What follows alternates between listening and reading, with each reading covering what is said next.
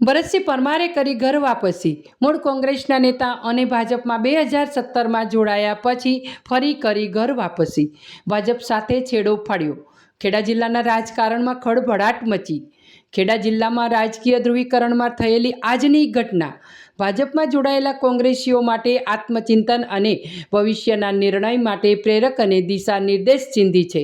જિલ્લા કોંગ્રેસના પ્રમુખ ભરતસિંહ પરમારની લોકપ્રિયતા અને ભાજપને ટક્કર ના થાય તે માટે ગાજર લટકાવીને ટિકિટ આપવાના ઓઠા હેઠળ જિલ્લામાં 2 નેતાએ ભરતસિંહનો ઘડો લાડવો કરી દીધો અને હરાવીને લોકસભાનો હલવો ભાજપ ખાઈ ગયું।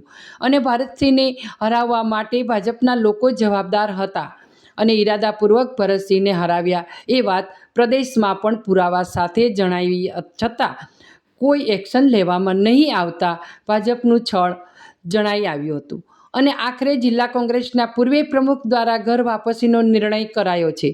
ભૂતકાળમાં પણ એનસીપી અને કોંગ્રેસના જબ્બાવાળા નેતાએ ભાજપમાં જોડાવા માટે કોંગ્રેસમાંથી જ ઇશારો કરાવ્યો હતો અને આજે ભાજપમાં હોવા છતાં ભક્તિ અને ચરણ ચંપીમાં જોડાયેલા નેતાએ જ ભરતસિંહ પરમારની ઘર વાપસીમાં ભૂમિકા ભજાવી હોવાનું જણાવી રહ્યું છે। ભાજપનો મોહભંગ એટલા માટે થયો કે મને એમ હતું કે ભારતીય જનતા પાર્ટી સામાજિક સમરસતાની વાતો કરે છે। ભારતીય જનતા પાર્ટી સૌનો સાથ અને સૌના વિકાસની વાતો કરે છે। ભારતીય જનતા પાર્ટી લોકોના કલ્યાણની વાતો કરે છે, પણ મને એનાથી ઉલટા અનુભવ થઈ રહ્યા છે। કારણ કે 7-7, 8-8 વર્ષથી હું 2017માં ભારતીય જનતા પાર્ટીમાં જોડાયો હતો। વિધાનસભાની ચૂંટણી પણ 2017માં મહુધાથી લડ્યો હતો, પણ મારા પ્રત્યે જે ઓરમાયું વતન રાખવામાં આવ્યું છે એવા અનેક લોકો સાથે, અને એમાંય ખાસ કરીને એસસી, એસટી અને ઓબીસી, ભારતીય જનતા પાર્ટી બધાને સાથે લઈને ચાલવાની ભલે વાતો કરે, પણ મેં જે નિરીક્ષણ કર્યું છે કે આ દેશમાં, ગુજરાતની અંદર જે સાચી વાત જે લોકો કહેવા માટે આગળ આવે છે, પોતાના હક અને અધિકાર માટેની વાત કરે છે, એમાં રોજગારીનો પ્રશ્ન હોય, શિક્ષકોનો પ્રશ્ન હોય, ખેડૂતોનો પ્રશ્ન હોય, ખેત મજૂરોનો પ્રશ્ન હોય, મહિલાઓનો પ્રશ્ન હોય, યુવાનોના પ્રશ્નો હોય, એ જ્યારે સાચી વાત કરે છે ત્યારે એમની વાતની અવગણના કરવામાં આવે છે અને ક્યાંક ને ક્યાંક ભ્રષ્ટાચારની તો માજા મૂકી છે।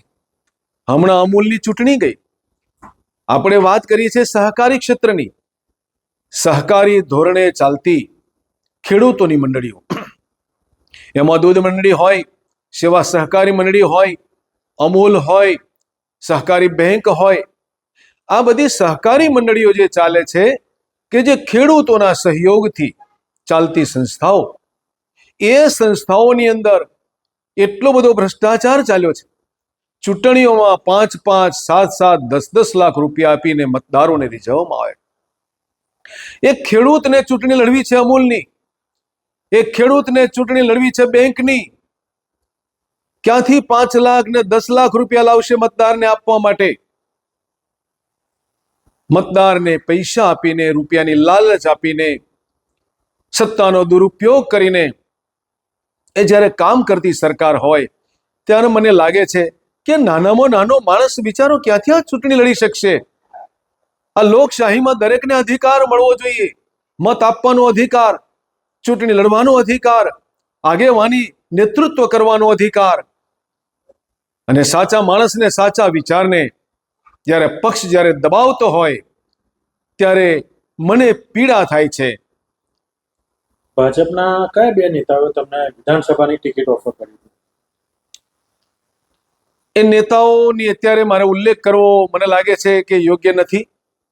ભૂતકાળમાં જે કઈ ઘટનાઓ બની ગઈ છે, હું ભૂતકાળને ભૂલવા વાળો માણસ છું, પણ એટલી તો સમજ પડે છે પ્રજાને ને મને કે ભાજપ, કોઈને એમ લાગે કે આ મારો હરીફ છે, એ હરીફ સામે ના આવે, એ હરીફને કેવી રીતે પાડી દેવો, કેવા કાવા દાવા કરીને પાડી દેવો, કેવા સકંજામાં નાખીને પાડી દેવો, સરકારી કોઈ ચુંગલમાં નાખીને પાડી દેવો, ત્યારે હું ચોક્કસ કહીશ કે આ એવા મહાપુરુષોનો આ ગુજરાત છે. આ ગુજરાતમાં એવા મહાપુરુષો થયા છે, એવું નેતૃત્વ થયું છે આ દેશમાં અને આ ગુજરાતમાં કે આવા કાવા દાવાઓ હવે પ્રજા ચલાવી લેવા માંગતી નથી. અને હું ચોક્કસ કહીશ કે કોંગ્રેસના પ્લેટફોર્મ ઉપરથી જ્યાં પણ આવો કોઈ અન્યાય થતો હશે, સરકારના એવા દબાણમાં આવીને પ્રજા પરેશાન થતી હશે, તો એ લોકોની પડખે રહીને, પ્રજાની પડખે રહીને લોકશાહીમાં સાચા અવાજને, સાચી વાતને કહેવા માટે અને ઉજાગર કરવા માટે એક ચોક્કસ જનજાગૃતિનું એક આંદોલન ચાલશે. પરંતુ જે નેતાએ તમે ભાજપની ટિકિટ અપાવી એમને જ તમને હરાવવામાં રસ હતો, શું કહેશો? હવે દરેક, મેં તમને પહેલા કહ્યું કે કોઈ પાર્ટીમાં જ્યારે એના મૂલ્યો અને એના ઉદ્દેશો જ્યારે નેતાઓ ભૂલી જતા હોય, કોઈ પણ પક્ષ, કોઈ પણ સરકાર એના ઉદ્દેશો નક્કી કરેલા હોય છે, પાર્ટીના પણ ઉદ્દેશો નક્કી કરેલા હોય છે. મારે કોઈ વ્યક્તિગત નામ સાથે પડવું નથી, પણ મારી વાત જે કોઈ નેતાઓ ભારતીય જનતા પાર્ટીના સાંભળતા હશે એ પોતાને ખ્યાલ આવશે કે જેણે મને રસ્તો બતાવ્યો, મને રાહ ચીંધ્યો, એ ક્યાંક ને ક્યાંક પોતાના સ્વાર્થ માટે કર્યું હશે, એનું ભૂલી જાઉં છું. પણ મને એમાંથી શીખ મળી છે. મહાત્મા ગાંધીજીએ પ્રથમ વર્ગની ટિકિટ લીધી હતી ટ્રેનમાં, છતાં પણ આફ્રિકામાં એમને અંગ્રેજો દ્વારા, એના પોલીસ દ્વારા ઉતારી પાડવામાં આવ્યા હતા. ત્યારે મહાત્મા ગાંધીના મનમાં એક સંકલ્પ થયો કે હું સાચો છું, મેં પ્રથમ વર્ગની ટિકિટ લીધી છે, એ ડબ્બામાં મારે બેસવાનું હોય, મારો અધિકાર છે, અને છતાં મને જ્યારે એમાંથી, ટ્રેનમાંથી ઉતારી પાડવામાં આવે ત્યારે મહાન પુરુષ મહાત્મા ગાંધીએ સંકલ્પ કરેલો કે હવે આ ભારતમાં જે અંગ્રેજો મારી સાથે અન્યાય કરે છે, તો મારા દેશમાં જ્યારે શાસન કરતા હોય ત્યારે એને પણ મારે જવાબ આપવો પડે, જડબાતોડ. અને આ દેશમાં એ આંદોલનો શરૂ થયા, મહાત્મા ગાંધીજીની અહિંસક લડત શરૂ થઈ, અને એક સમય એવો આવ્યો કે આ દેશમાંથી એ અંગ્રેજોને આ દેશ છોડીને જવું પડ્યું. ત્યારે ભારત દેશ અને ગુજરાત એવી ભૂમિ છે કે એ મહાન પુરુષોનો વિચાર, એ સમર્થ પુરુષોનો વિચાર જે છે એ વિચાર મરતો નથી. આ ગુજરાતમાં મહાત્મા ગાંધીને, સરદાર સાહેબ, રવિશંકર મહારાજ અને વીર ભાથીજી મહારાજની ભૂમિ છે, વીર સોમનાથ ભગવાનની આ ભૂમિ છે, એમ વિચાર મરતો નથી. તમારા ફરી આવવાથી કોંગ્રેસમાં પ્રાણ પુરાશે, શું લાગે છે? મારા આવવાથી પ્રાણ પુરાશે એવું નથી કહેતો. કોંગ્રેસમાં પ્રાણ છે, પણ ક્યાંક ને ક્યાંક સમય અને સંજોગો સાથ કોંગ્રેસમાં નેતૃત્વમાં જે કંઈ નાની મોટી જે ક્ષતિ હોય, એ ક્ષતિ અમારા પ્રદેશના અધ્યક્ષ અમિતભાઈ ચાવડા એને પૂરવા માટે પ્રયાસ કરી રહ્યા છે.